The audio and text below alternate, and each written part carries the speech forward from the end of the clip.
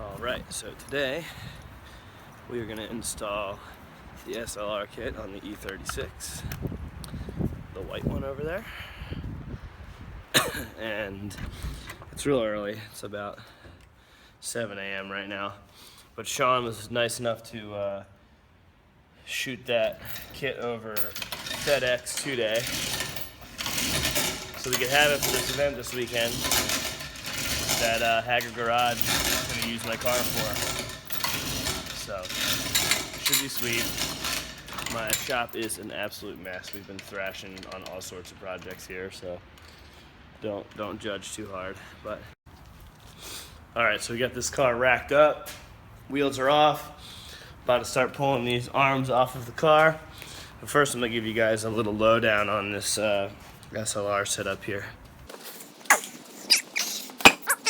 So here we go with the box. This is so hard. I give so much credit to these people that shoot these videos all the time while they're holding cameras and crap. Boom! So we got some powder coated arms. These are fully tubular, right? They're tubular, bro! They have monoballs in the outsides and the inside, and they have a custom machined shank that goes through this with misalignment spacers to give you maximum amount of stroke and also maximum amount of ride height adjustment. Unlike a lot of the other companies that make them, you have to run your car super low or super high. These are the F-cabs, which are front control arm bushings. These fit amazing, and they give you caster adjustment by moving the boomerang of the arm forward and back, like so. And then that basically gives you more wheelbase and caster. You can also run caster camber plates, but I always prefer to move the wheel forward as well. Plus you can get some more dive control. There's just a million ways to make that better. Custom packaging, so sweet. Look at that. Quality.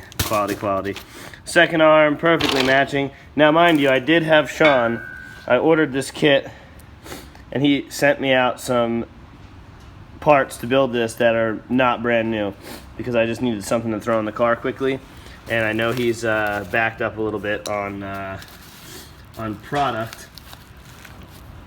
So here, let me pop these open real quick.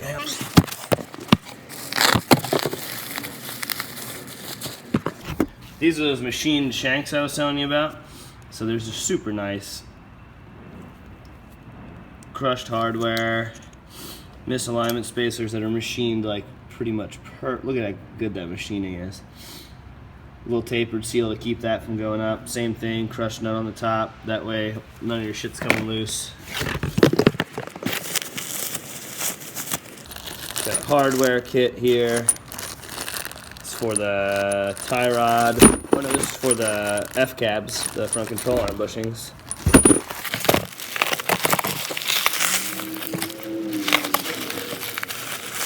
This is where the magic happens right here. So this is where the magic happens. This is the spacer that gives you all the angle that's properly designed so that it fits inside the knuckle. He gives you this installed how it should be, ready to go. So all you do is pull the bottom half of everything on and pop it back together. I'm not sure what settings it is in the Ackerman department, but we'll take a look at that here in a minute. This spindle fits multiple cars, so he did a great job designing it. These 4 holes right here are for the Ackerman pins, so you can adjust how much Ackerman you have on the fly. Super easy, super quick to adjust. Again, the crushed tip nuts there to lock everything down really well. Super nice heim joints everywhere that are sealed. This is a nice overall product, and all the geometry is fantastic. The steering feel is great. There's no hollow spots in the steering when it's set up properly. It's made of 7000 series T6 aluminum. Everything in this is made in the USA. No Chinese parts, no water jetted bullshit. So it's a really good product, and I've been stoked to work with them for the last like 7 years. I think about 7 years. So we've been developing this. It's been getting better since day one. The parts are getting nicer looking, as well as geometry's changing with the things we learn as we go. But this is definitely one of the best steering kits you can buy as far as quality. You know, these tubular arms probably cost 5 times more to make than the water jetted Wisefab junk you're seeing, and they're definitely stronger. So it's solid to see, and stoked to get this on the car. Also, I forgot to mention the tie rod centers. These are what go onto the factory tie rod, and then the Heim joint threads into that. These are extended to match how much longer the arms are. I think the arms are about 135 mil longer these than stock, so they give you great frame rail clearance. Again, super nice coatings on all this, hard anodized everything.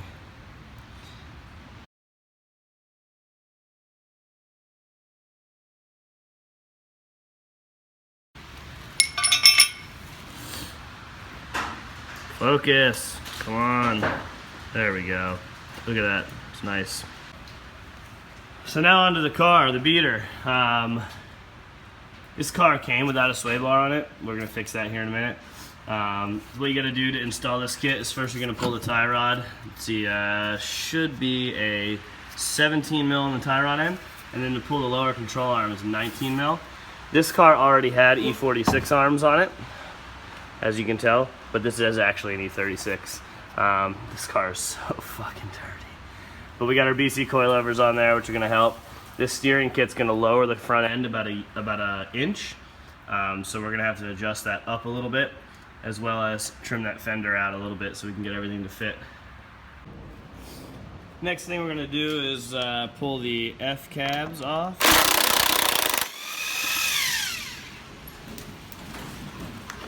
Man, look how windy it is out there, Jesus.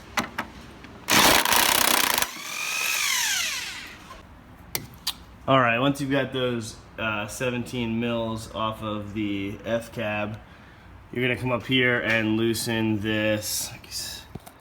I believe it is a 7/8 bolt. I'm just using my speed wrench there. We're just gonna loosen that up. All right, once you've got that bolt loose, you can just take a hammer and hit the side of the arm a little bit. Should break it loose. And boom, we got the arm off. You can see a little bit of size comparison between the two here. One's upside down, but you get the idea. It's quite a bit longer. The overlay the ball joints, you can see about how much longer it is. Plus it gives you tons more clearance here. I mean, if you just take a look at all this extra wheel space, so lots more angle there. So a little quick tip, put the arm in the F cab first and then tighten these down in there. Sometimes these will be a little stubborn because these will go much further into the chassis than the stock ones, because they'll have more strength that way. So sometimes you gotta just take it easy and use just a standard ratchet to just tighten them in. Do not impact them in. These only get torqued to like 30 foot-pounds or something. Then we're gonna go ahead and lift this arm up and slide it through that hole right there, and put the nut on it and start tightening it down.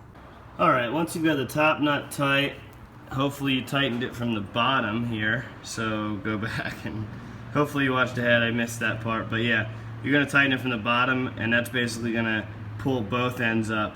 If you have the stock engine mounts, this nut is like impossible to get to and deal with. So if you just tighten the bottom one, it'll do all of the work for you.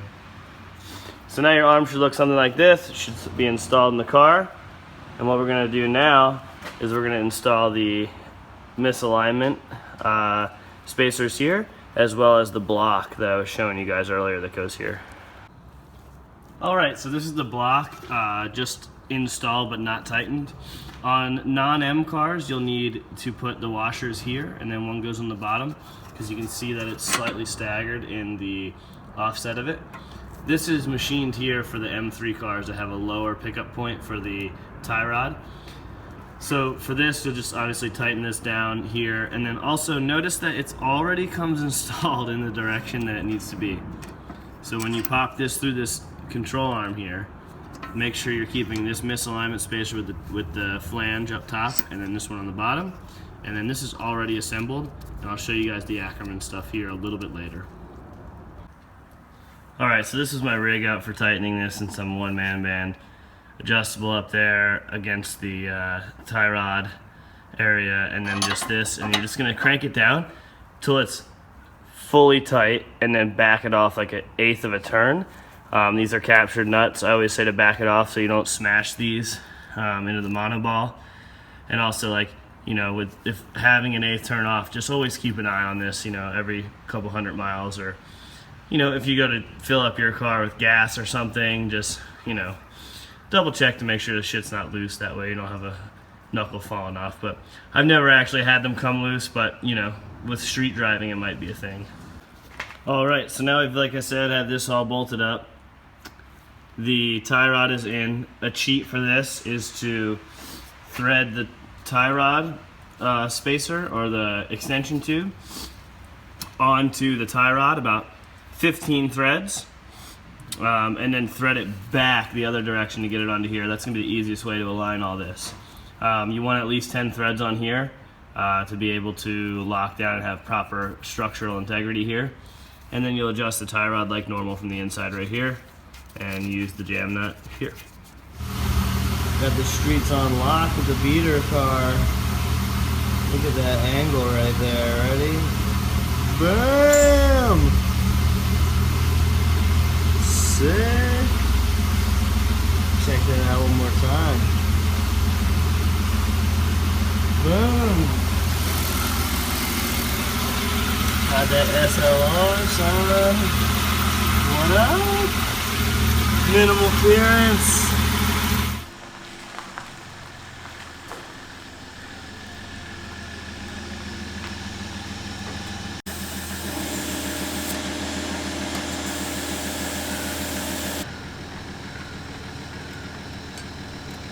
Get it.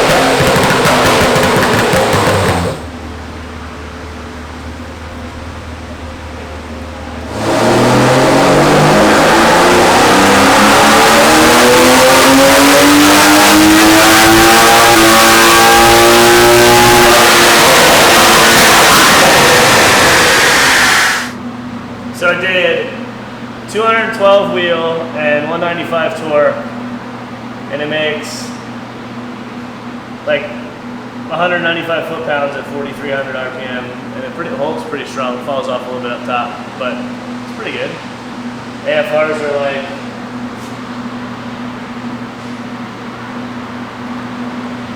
13.4 up above 5,000, 13.6. It's pretty close. I'm happy with it. That's like $10 per horsepower. Solid for that, including the whole car. Good. So we're here at PSI, Portland Speed Industries, and we are aligning my E36. We just put SLR kit on it, which is the super kit, not the Ultra, because it's still kind of a street car, so we don't want to have like insane amounts of angle. I mean, obviously it's great, but you know, this kit's going to work just fine for what we're doing. So what we did is we got this installed, put the tie rods in, and the Ackerman setting currently is the second Ackerman setting, which is about 5% Ackerman at this much caster in this setting. And we're just going to line the car today and set it up. Ideally we're going to be at about 3/8 toe out in the front, about 5.5 degrees of camber in the front, and then hopefully we have the caster around 6.5 or 7 degrees. So we'll see, and then we'll work on the rear here in a little bit. Toe out in the back. It should be towed in. Negative's toe in, right? These are toe in on the passenger, toe out on the rear. Well, that's always good. I think it's maxed out on the toe. That's pretty damn good for my eyeball toe, though. That's not bad. Yeah. That's Camber. That sucks. That's right. That's good. That sucks. Why is that green and that red? It's probably whatever the fucking... Oh, BMW probably wants 2.5 degrees. Whatever the Fucking standard is. retard. The rear's about perfect. I don't gotta do anything there. Little toe out. I'm alright with that. I need that. Cool. How are we doing here? Chambers. Chambers are a little off. Gotta get my camera gain on. Caster's a little off. Toe's a bit off. Toe is a lot off.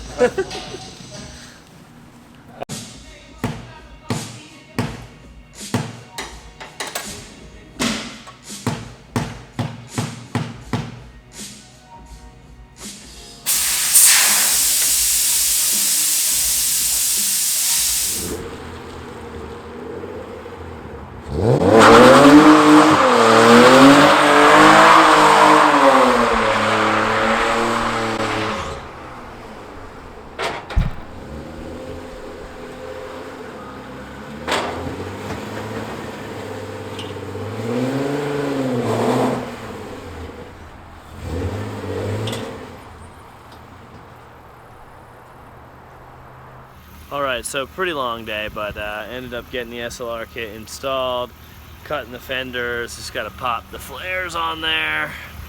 You can see the SLR kit there. Got it aligned, got 8 tires mounted, and then got the car aligned and did some dyno rips, so I'm pretty happy with everything. We did end up getting this thing ready to rip there. That's not even all the angle. If you can see there, we're actually touching the frame of the car, so I'm gonna pop some 10 mil more aggressive wheels on there, and that should take care of that. That's still like a fairly significant amount of angle. It's crazy. Streetcar life, real streetcar life, not Turek streetcar life or any of those guys with Motex and crazy cars. This thing is just a simple old car. It made 212 wheel on the dyno, 196 torque. It's a little bit on the lean side, so I think there's a little bit more power to be made there, but nothing too crazy. That car right there, we're getting ready to raffle off on those wheels. That's pretty much the whole setup right there, how it's gonna go. Just making room for this guy, which is a little teaser right there. But yeah, other than that, car's sick, works good, good alignment. 3/8 toe out in the front, 4.5 degrees of camber, 7 degrees of caster. In the rear was 2 degrees camber. We run a little bit more camber in the back because this car is not a ton of power, and it helps add a little bit of side grip. But we'll still get good tire wear all the way down to the core at 2 degrees camber.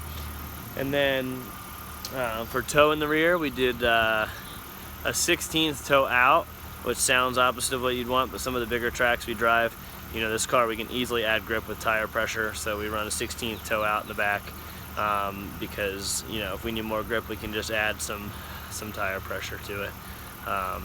So it's a good setup. Car does good burnouts and shoots fireballs, so we're stoked on all that. It definitely checks the list off of a cool car for fun. Pop these flares on right there, and then we'll be pretty solid. Fitment's on point. So thanks for watching, and subscribe to the channel. If you have any questions about this car, just go ahead and post them below. I do go through weekly and try to get through all those comments, so you know, let's do it. See if we can get some fireballs out of this thing.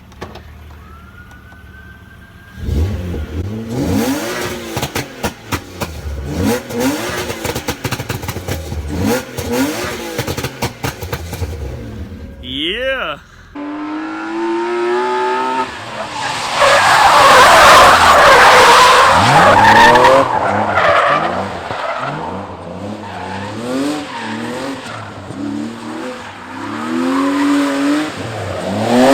Bye.